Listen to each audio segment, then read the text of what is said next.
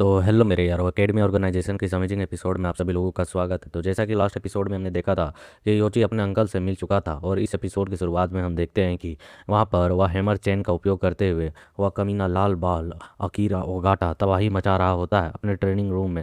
चारों ओर गुस्से में अपने चेन हैमर को धोने जा रहा होता है, इधर उधर पटक रहा होता है, कता रहा होता है, दफ़ा हो जाओ, दफ़ा हो जाओ, तुम सब कमीनों दफ़ा हो जाओ। आखिर तुम लोग यहाँ पर अचानक से प्रकट होते हो और मुझसे कहते हो कि झगड़ा करना बंद कर दो, अपने साथियों को छोड़ दो, अपने क्लब को मैं चला रहा था जिससे पैसे कमाकर तुम्हें दे रहा था कुछ मुनाफा, वो भी तुम कह रहे हो कि मैं बंद कर दूं। आखिरकार तुम बेकार मूर्ख लोग आए कहाँ से हो अचानक से आकर मुझे ये सब कुछ आदेश तुम दोनों की देने की हिम्मत कैसे हुई? जो स्किलर मैंने आकर इसे धमकाया था कि अब यह धंधा बंद कर दे, हमारा बिजनेस बड़ा हो चुका है, हम इन छोटे मामलों में निपट नहीं सकते हैं क्योंकि पुलिस का नज़र पड़ जाएगा तो बहुत बड़ा कांड होगा। और हम देखते हैं अपने क्लासरूम में फिर गुस्से में शांति से खड़ा होता है और उन कह रहा होता है कि अगर यही बात है तो यहाँ पर तुम कह रहे हो सब कुछ मैं ख़त्म कर दूँ, वो भी एक ही बार में। इन सभी चीज़ों का आखिरकार मतलब क्या है? सबसे पहले मैं यहाँ पर जिसे ख़त्म करूँगा वह होगा ओगामी। मैं उसी से यहाँ से इन सभी चीज़ों की शुरुआत करूँगा। आखिरकार तुम्हारी मौजूदगी के बाद से ही यह सारी चीज़ों की समस्याओं की जड़ जो है वह स्टार्ट हुई है। इन सभी चीज़ों का शुरुआत का जिम्मेवार तुम ही हो। मैं तुम्हें यूं ही नहीं जाने दूंगा, कील कर दूंगा, मार डालूंगा। और फिर हम देखते हैं हमारा सीन वापस से उस जंगल वाले एरिया में आता है जहाँ हम अचानक सेंसे को देखते हैं जो छुपकर यहाँ तक आए थे, और वह अचानक रोते हुए कह रहे होते हैं, सीगेरू सीगेरू आखिरकार तुम इतने सालों तक कहाँ थे कहाँ थे? और हम देखते हैं अंकल सीगेरू जो होते हैं उसे थोबड़े से पकड़कर दूर रखे हुए होते हैं, और यहाँ सेंसे कह रहे होते हैं कि मुझे बहुत खुशी है कि तुम बिल्कुल ठीक हो। और अंकल कॉल में बात कर रहे होते हैं, इसे कह रहे होते हैं, अरे यार मुझसे दूर रहो, यहाँ पर मुझसे चिपकने की आवश्यकता नहीं है। तुम एक सेंसे हो, एक टीचर हो, और अपने स्टूडेंट के सामने इस तरीके से रोने का आखिरकार मतलब क्या है? और वह चिढ़ के गुस्से में कह रहे होते हैं कि तुमने यहाँ पर अपनी नाक की गंदगी मेरे हाथों में लगा दी है, पीछे हट। और हम पीछे से योची कर रहा होता है अंकल, और हम देखते हैं अंकल फिर इसकी ओर ध्यान देते हैं तो योची कहता है कि आपको कैसे पता चला कि मैं यहाँ पर हूँ? और अंकल कॉल में होते हैं और बोल रहे होते हैं कि कैसे नहीं पता चलेगा, जाहिर सी बात है मैंने इन चीज़ों के बारे में पता करवाया है तुम्हारे उस बेबी सीटर से। बेबी सीटर कहने का मतलब अंकल ने जिस बॉडीगार्ड को योची के लिए छोड़ रखा था। और वहाँ से आवाज़ भी आती है कि ओए ओगामी योची, क्या तुम ठीक हो? क्या सही समय पर तुम मेरे साथ अंकल तुम मिल गए ना? ओह सॉरी, मुझे अब तुमसे तो तुम्हें यंग मास्टर कहकर बुलाना होगा, है ना? तो मिस्टर सिंधो, क्या आप बिल्कुल ठीक तो है ना? आपके साथ अंकल सही समय पर पहुँच तो गए, आपकी मदद तो कर पाए। मुझे खुशी है कि वह पहले ही तुमसे मिल चुके थे, लेकिन जो कुछ भी हो, यहाँ पर डायरेक्टर के रहते हुए तुम्हें किसी भी तरीके की परेशानी नहीं होने वाली थी।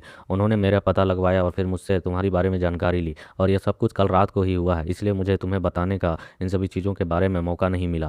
और यहाँ अंकल जो होते हैं वह कह रहे होते हैं कि अरे बहुत खूब, मैंने तुझे पहले ढूंढा था, आखिरकार तूने कब बताया? इस तरीके के उनके डिस्कशन चल रहे होते हैं। योची खामोशी से उन्हीं की ओर देख रहा होता है, और अंकल कह रहे होते हैं कि जो मेरा उद्देश्य था वो पूरा हो चुका था, इसलिए मैं यहाँ पर तुम्हारे सामने अब आया। मैंने तो तुम्हारे बारे में पहले ही पता लगवा लिया था। और हम देखते हैं अंकल जो होते हैं वो गुस्से में उसे धक्का दे रहे होते हैं सेंसे को, और कह रहे होते हैं कि तुमने कहा ना मैं तुझसे दूर हो जा मुझसे। और वे कह रहे होते हैं कि मैंने पूरे देश में घूमकर पुराने साथियों को साथ मिलकर काम वापस करने का योजना बनाया था, जिसके लिए मैं यहाँ पर इस तरीके से भटक रहा था इतने समय तक और छुपा हुआ था। आखिरकार वे वापस से यहाँ पर एक ग्रुप में आने को तैयार हो चुके हैं। तो यहाँ योची कहता है कि पुराने साथी, आपका कहने का मतलब क्या है? तो अंकल की आवाज़ आती है कि वह दरअसल सिंधो ग्रुप के सदस्य हैं, मतलब कि ओरिजिनल सिंधो, जो कि इसके फादर के पर्सनल फॉलोवर थे।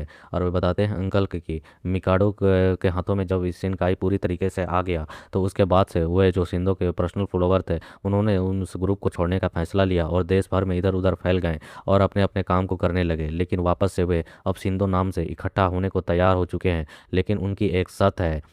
और वह यूची की ओर देखते हुए कहते हैं कि उनका एक शर्त है कि जो सिंधो नाम का उपयोग करने वाला बंदा है वह उसके योग्य हो, वह बिल्कुल उसके काबिल हो, ना कि कोई नकारा हो। वे यहाँ वापस से अपने बॉस को वापस से प्राप्त करना चाहते हैं और सर्व करना चाहते हैं, लेकिन तुम्हें उस लायक बनना होगा। और हम देखते हैं यहाँ पर जो सेंसे होते हैं वह जब नोटिस कर लेते हैं कि हिगुमा भी यहाँ पर है तो उसे ग्रीट कर रहे होते हैं। माफ़ करना, देरी से ग्रीटिंग की। हिगुमा कर रहे होते हैं कोई नहीं कोई नहीं, चलो जाने दो इस चीज़ को। और वहाँ से अंकल की आवाज़ आ रही होती है कि मैं और बाकी सभी लोग यह योजना बना रहे हैं कि वह यहाँ पर इस खेल को वापस से स्टार्ट करने वाले हैं, और यह खेल कोई मामूली खेल नहीं होने वाली है, यह एक बार की गैंग वॉर होने वाली है। हमें इसमें किसी यंग मास्टर को बचाना तो नहीं चाहिए, लेकिन हमें उनकी प्रोटेक्शन करनी होगी फ़िलहाल के लिए। वे अपना जो सर्व है वो करना चाहते हैं अपने राजा को, लेकिन इस चीज़ से पहले वह इस चीज़ को देखना चाहते हैं कि वह उनके राजा बनने लायक है कि नहीं, तुम उस चीज़ को साबित कर सकते हो कि नहीं। और वह एक पंच बनाते हुए ट्री की ओर करते हुए करे होते हैं कि एक राजा में कई तरह की क्वालिटी होती है, लेकिन इस दुनिया में सबसे ज़्यादा इंपॉर्टेंट क्वालिटी जो है वह है पावर। और हम देखते हैं कहने के साथ वो जोरदार मुक्का ट्री पर मारते हैं जहाँ उसमें होल बन चुका होता है।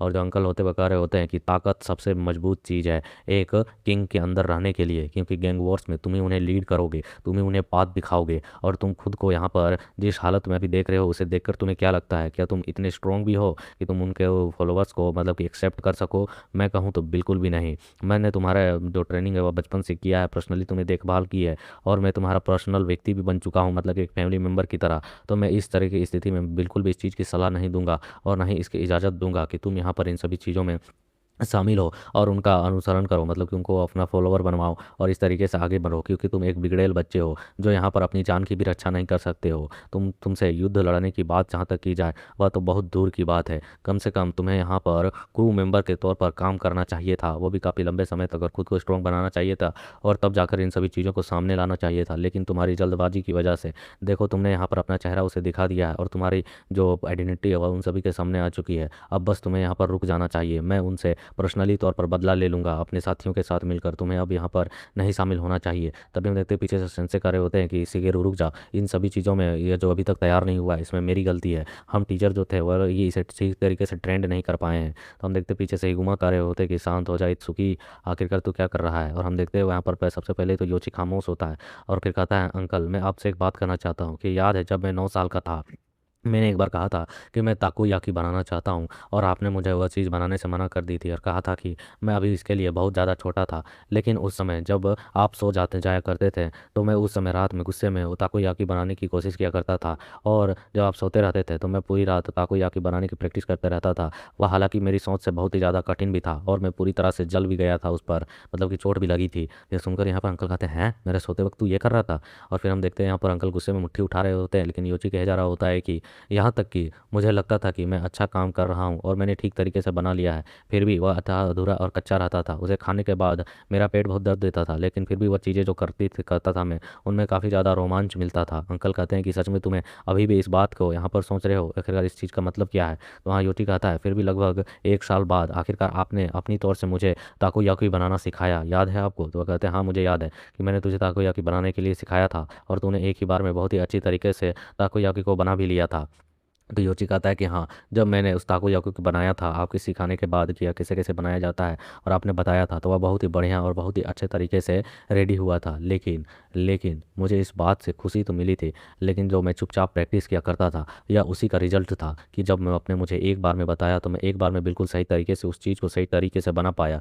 और हम उस सीन को देखते जहाँ अंकल देख रहे होते हैं कि वाह, तुमने तो एक ही बार में बहुत ही अच्छे तरीके से और शानदार तरीके से इसे बना लिया है। अगर तुम इस तरीके से इसे बनाते रहे हो तो मेरे जो कंधे में दर्द है मैं इसे थोड़ा आराम दे सकता हूँ। मेरी पीठ और कलाइयों में काफ़ी दर्द बढ़ चुका है। मैं दुकान को अब तुम्हारे हवाले से छोड़ सकता हूँ। मैं सोच रहा हूँ कि थोड़ी देर के लिए मैं छुट्टी ले लेता हूँ और तुम दुकान को अब चला सकते हो, संभाल सकते हो। उस वक्त ये सुनकर मुझे कितनी खुशी हुई थी, क्योंकि मैंने स्वयं यह जो प्रैक्टिस किया था जो छुप कर, उसकी वजह से मैं यहाँ पर एक ही बार में सक्सेसफुल हो पाया। जब मैंने खुद से प्रैक्टिस की और जला, लेकिन जब आपने रास्ता बताया तो मैं बिल्कुल उस चीज़ को परफेक्ट तौर पर बना पाया। और अभी की जो स्थिति है वह बिल्कुल उसी चीज़ की तरह है। मेरे जो अभी मेरे जख्मे हैं, मेरे जो घाव है, मेरी जो चोट है, वह बिल्कुल उस जले हुए आग की तरह है। और अभी जो मुझे ज़रूरत है वो आपकी गाइडेंस की आवश्यकता है। मैं अभी जानता हूँ कि मैं बहुत ही ज़्यादा कमज़ोर हूँ और जो मेरी बॉडी के घाव है वह बिल्कुल उस तरीके के घाव के बराबर हैं, लेकिन मैं इन्हें भर सकता हूँ और खुद को ताकतवर कर सकता हूँ बिना किसी लापरवाही की। बस मुझे आपके साथ की आवश्यकता है। मेरी इच्छा शक्ति इतनी है कि मैं कड़ी प्रैक्टिस कर कर वापस से खुद को स्ट्रॉन्ग बना सकता हूँ, इतना ज़्यादा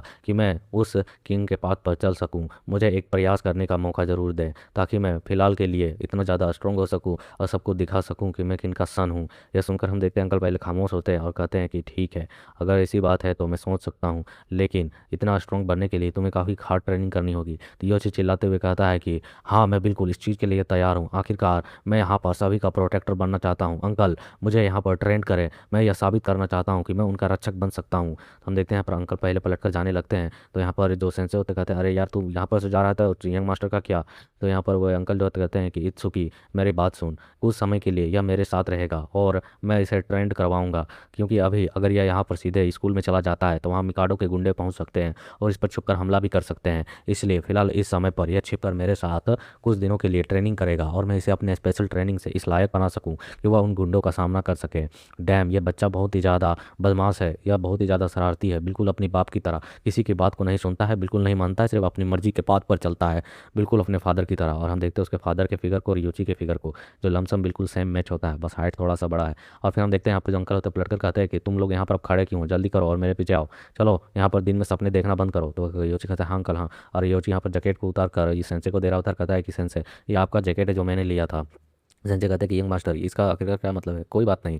तो हम देखते हैं यहाँ पर योची कह रहा होता है नहीं नहीं, मैंने आपकी जैकेट को वहाँ पर बिना पूछे आपसे उधार ले लिया और इसे मैंने बुरी तरह से ख़राब भी कर दिया है, इसके लिए मुझे माफ़ कर दे। और योची के मन में चल रहा होता है हेलमेट के लिए बाद में माफ़ी मांगूंगा। और यहाँ पर संजय कह रहा होता है कोई बात नहीं, चिंता मत करो, वैसे भी अब घिसा पिटा पुराना जैकेट था, मैं कोई और नया ले लूँगा, इसमें कोई बड़ी बात नहीं है, इसी बहाने मैं कुछ नया खरीदूंगा। तो यहाँ पर योची कह रहा होता है कि कोई नहीं नहीं, मैं इस चीज़ का भुगतान जरूर ही करूँगा। तो संजय कह रहा होता है अच्छा ठीक है, जब तुम वापस आना तो कर देना, फिलहाल के लिए तुम जाओ और अपना ख्याल रखना योची। और हम देखते हैं सेंसे होते बड़े प्यार से उसे अलविदा कर देते हैं और योची भी उसे बड़े ध्यान से देखता है, कहता है कि ठीक है।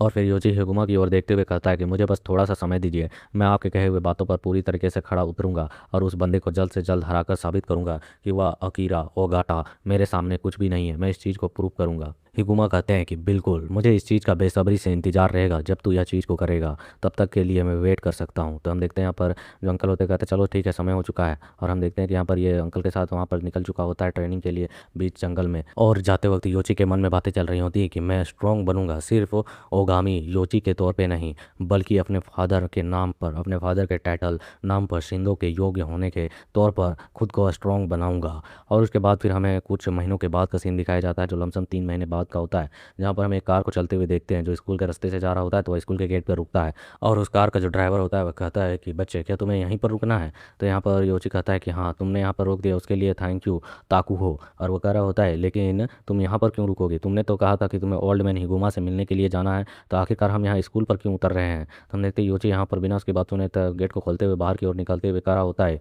क्योंकि मुझे यहाँ पर कुछ चीज़ों को फिक्स करना है जो आधा अधूरे छूटे हुए थे। तो उस ड्राइवर की आवाज़ आ रही होती है लेकिन ऑर्डर का क्या, जो ऑर्डर मिला था उसका क्या, कि हमें उनसे मिलने के लिए जाना है।